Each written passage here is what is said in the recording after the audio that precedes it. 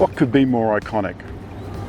Sydney Harbour on a weekend, especially a long weekend, the Opera House, the Harbour Bridge, and a Peugeot 208 GTI.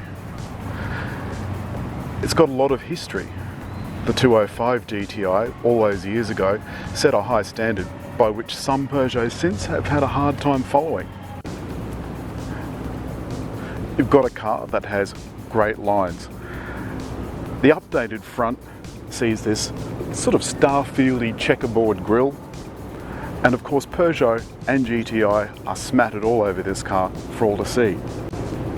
These LED headlights are incredibly fancy, and I mean, I know they're ubiquitous now, but they still look fantastic. But this all looks pretty impressive, and this is Peugeot's first version of their iCockpit. Down here, my pet hate for all French cars, they've got the speed limiter and cruise control set on this stalk, so when the steering wheel's here, you can't see it. But it does keep the front of the steering wheel nice and clear. There's only the audio controls, source controls, volume, mute, and OK for the iCockpit. A lot of French cars don't have a lot of cup holders. This one does. It's got two in the front and this armrest, which frankly looks a bit out of place. It looks like an afterthought. Down below we've got the air conditioning controls, all very easy and well laid out. Above that, the vents and then the floating tablet. This is an incredibly simple floating tablet, 7 inches. It's only got 2 buttons on it, menu and source, plus the rotary dial for on-off and volume. You go into the menu system and you can see here that there's no digital audio radio. It does come up is quite high resolution, relatively speaking, and relatively easy to use.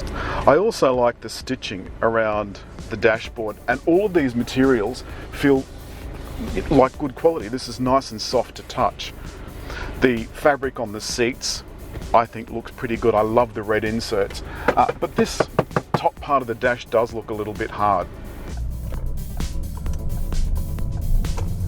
Of course, the real joy in any Peugeot sports car is the drive.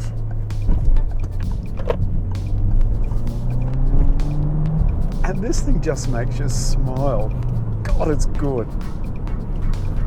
It's just so nippy and willing. And that Euro 6 engine, it might only have 153 kilowatts, but that's an awful lot of kilowatts for a car that only weighs 1,130 odd kilos. So the ride, as I already said, is incredibly comfortable. It's soft and compliant, but hard enough to make cornering a joy, just a joy. I don't know if you'll be able to hear it on the recording, but it is a little bit noisy in here. There's quite a lot of tyre noise and road noise, but no wind noise, which I suppose is something. And the ride on this car is thanks to a pretty brilliant suspension setup with those McPherson struts at the front end, and rather surprisingly a torsion bar rear end. This has got brilliant steering, brilliant handling, but what's missing are a lot of the drive rates that we kind of expect now. There's no blind spot monitoring, there's no lane guidance, active or otherwise.